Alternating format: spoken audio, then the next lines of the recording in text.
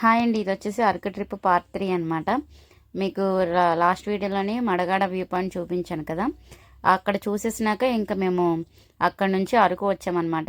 అరకులోని పైనరీ ఉంటుంది కదా, అక్కడికి వచ్చేసాము. అక్కడ దాని ముందు ఇక్కడ ఇక్కడ కబాబ్స్ అమ్ముతారు. మేమైతే మీకు లాస్ట్ వీడియోలో చెప్పాను, చికెన్ కబాబ్స్ కోసం మేము ఇంటి దగ్గర నుంచి తెచ్చుకున్నామని.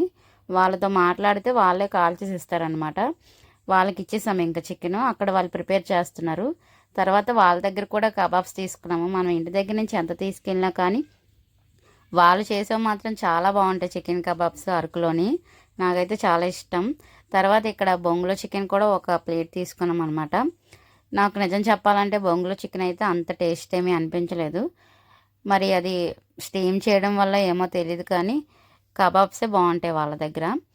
నిజానికి పండుగలో వెళ్తున్నాం, అరకు ఖాళీగానే ఉంటుందేమో, జనం ఎవరు ఉండరేమో అని అనుకున్నాం. కానండి, ఎంత రష్గా ఉందంటే మొత్తం అందరూ ఇంక మేబీ ఫ్యామిలీస్ అందరూ ఒకే దగ్గర ఉంటారు కాబట్టి వచ్చేసినట్టు ఉన్నారు.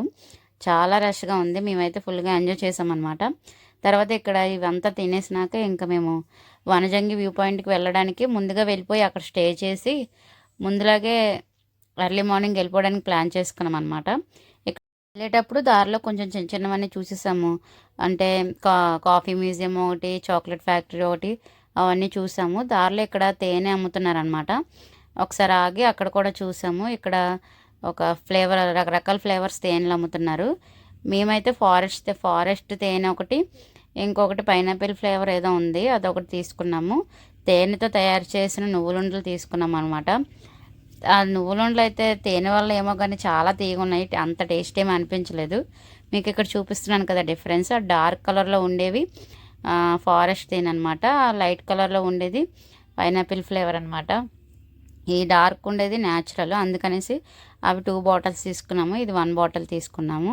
తర్వాత ఈ నువ్వుండలు కారులోనే తినేసాము. నాకైతే అంతగా ఏమీ నచ్చలేదు. లైక్